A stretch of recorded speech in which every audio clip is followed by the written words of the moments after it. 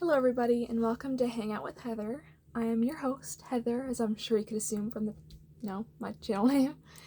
And today I'm going to be talking about AP tests. So, no, I'm not lying in the title. I did take 10 through 3 years, which I know is a lot. And most people don't take 10, but I did for some reason. I took almost every single one that my school offered.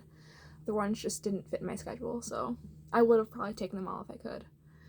But yes, so I can say I had a very busy last couple of years of high school. I just graduated this last year, class of 2019, rise up, right? And I know some people are like, oh, well, AP tests or AP classes are stupid, you don't really need them.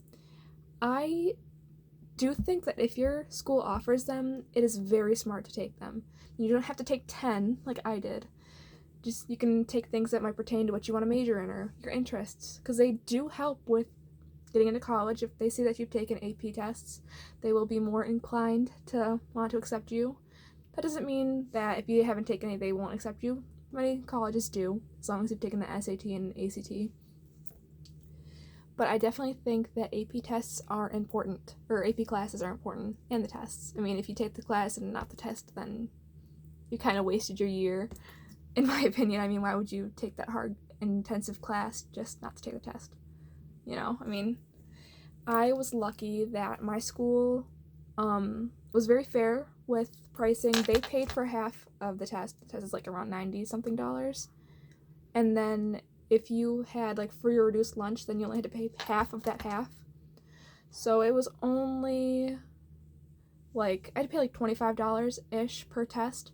So that's not bad, which is why I took so many. Well, I know some people that aren't as advantaged may be more hard to afford those tests. So I do understand that, and I am very sorry that if you can't afford them. But I was very lucky in my situation.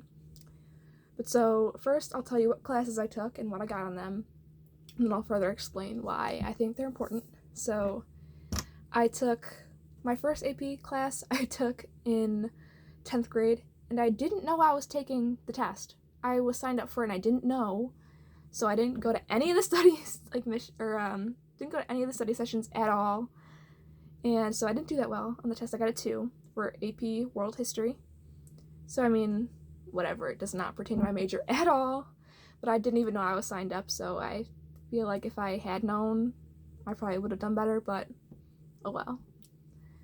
Then in 11th grade I took 3. I took AP Chem, US History, and English Language and Composition. I wanted to major in chemistry for a while, but after AP Chem I realized that I'm really bad at it, so maybe I shouldn't.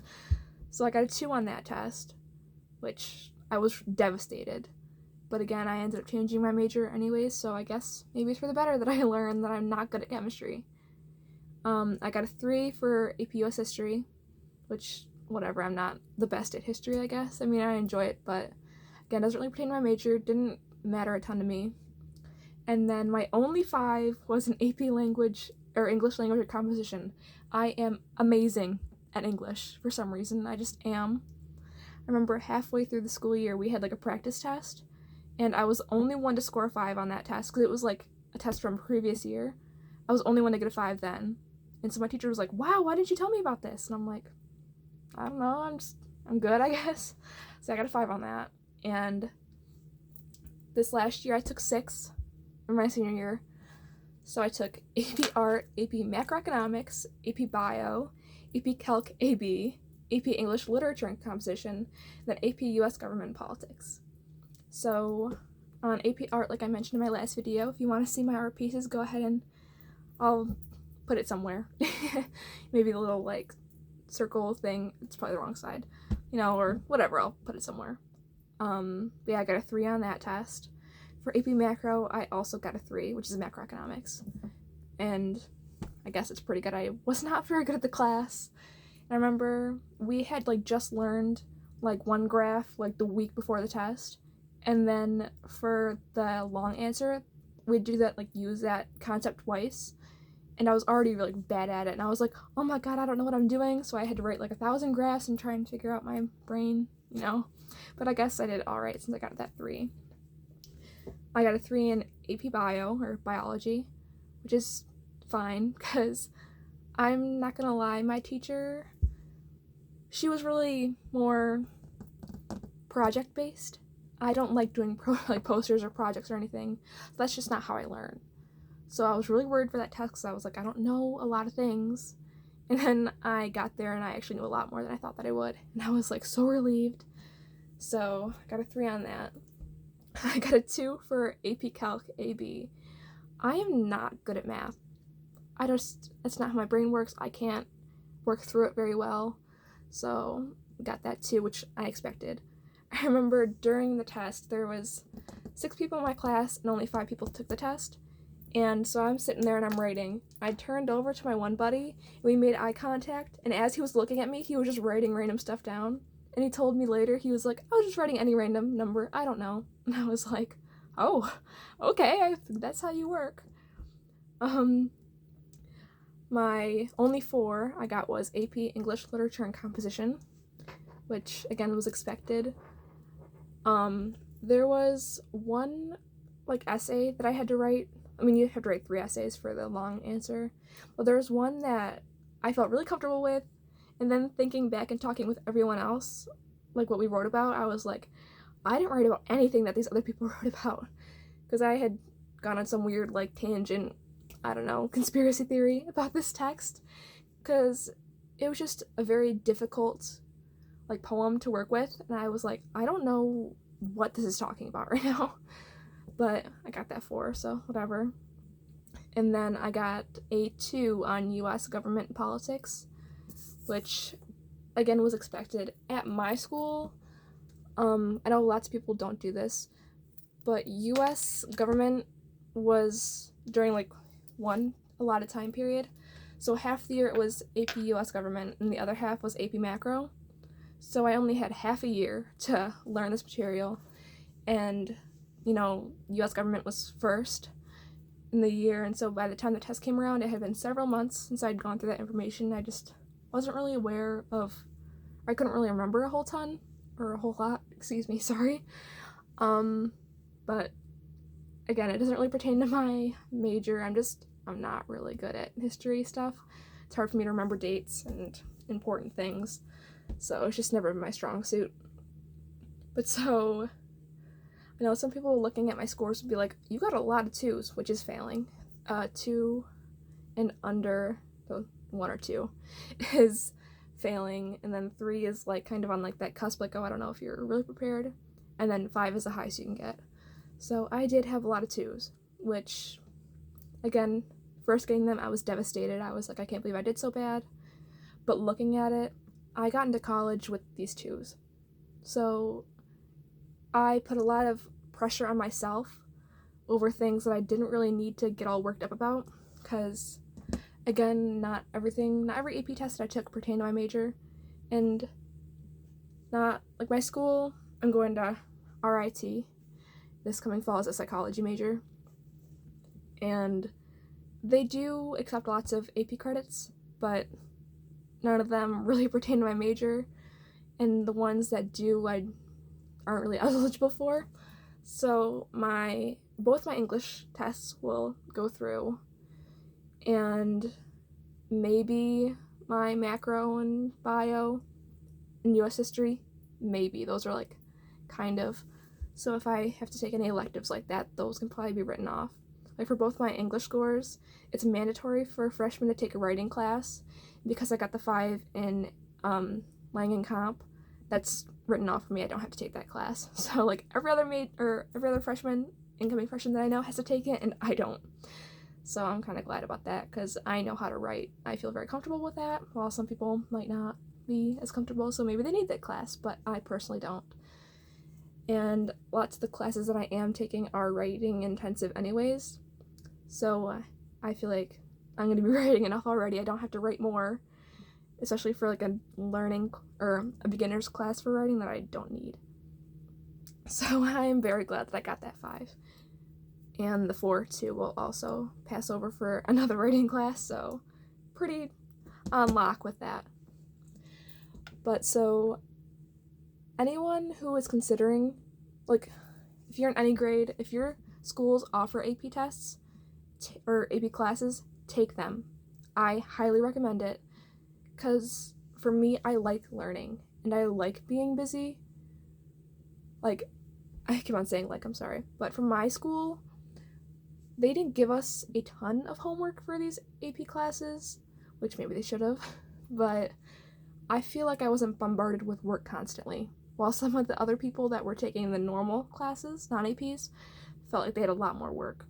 I mean, for AP literature, we had to have read like 8 books. I mean, we read a ton, but it wasn't so much that I like reading, so it didn't bother me. But I remember some of like the more like non-AP kids would complain about having to read like 2 books, and we'd be like, what? You have way more time to read these books than we do. You don't have to write nearly as much. I wrote so many essays, but again, I like writing and stuff. So, but I do highly recommend taking APs. And even if they don't pertain to your major, like a lot of mine didn't, or like what you're interested in, it's good to have that immersion, because it's the experience, and colleges like seeing that you've challenged yourself. And personally, I don't know if every single school did this, but mine did, that if you took an AP class, you would get an extra 10% on your average. So my senior year average overall was 99, because I took 6 AP classes. I only had 2 non-APs, and it was advanced art history and gym. Those were my only 2 non-AP classes. So I would say that I was busy enough, but I didn't feel super bombarded with stress that I felt like I was losing my mind. They definitely worked things out that we felt comfortable and weren't overly stressed, because stressed students are unhappy students, and unhappy students do not do well in school, and that's bad for the school board if they're seeing that their students are not doing well on tests and all that stuff. Like, I live in New York. I went to high school in New York, obviously, and we had to take Regents tests, and I got an advanced Regents diploma, and I got all high scores. My only low scores were in geometry and algebra 2, which is trig, basically. Those are the only low scores I got, and the lowest one was a 78. My highest score was a 99, 98, I think. So, my school personally was just very good at working with like the kids and making sure that we're excited to learn and eager to go to school every day. Like, you wouldn't think that seniors would be super thrilled to go to school, but personally I was. I enjoyed going to school, and that's why I'm so excited to start college. I know that some people had senioritis, but I feel like none of the AP kids did. Like, my largest AP class had 20 kids, I think. That's because it was AP Bio, and it's offered every other year, so there was a lot of juniors in that class, not as many seniors. But my smallest class was 2 people. That was AP Art, but the other one was, I think it was 6 people, and that was for AP Gov and Macro. So overall, small class sizes, and that again really facilitated that learning environment for AP kids. So I've just been rambling, I'm so sorry. But what I'm trying to say is, if your school offers AP classes, take them. And even if you have any questions about AP classes, email me or send me a DM on Instagram. Both of those will be in the description. I want to help you. I'm eager to. So if you have any questions at all or any apprehensions, please feel free to message me and I can help you. I'm more than willing to. I mean, this last year, my senior year, I did tutoring. I was paid as a tutor for the school for a couple months before that program kind of fizzled out. But I like helping people, and I felt like AP classes are very worthwhile, and it prepared me for college. I'm excited to go to college because I already have classes that are ticked off. I don't have to take anymore, or I don't have to take it all because I got the credits for AP, and I know what to expect because AP classes are college preparatory classes. So it's important to take them. So if your school offers any, take ones that do pertain to your major and don't. It's important for you to have both, just to have that background. and prepare. But if you feel like you can't handle as many, then don't force yourself to take 6 like I did. If you only can handle 1 or 2, that's fine. You're still bettering yourself. So, sorry for rambling on so much, but I hope this video was helpful. And again, leave me a comment down below if you liked it. And like I said before, please don't hesitate to message me if you have any questions at all. I will get back to you as fast as I can. I'm generally always on my phone, like every other teenager is. And hope I can see you in the next video. Bye.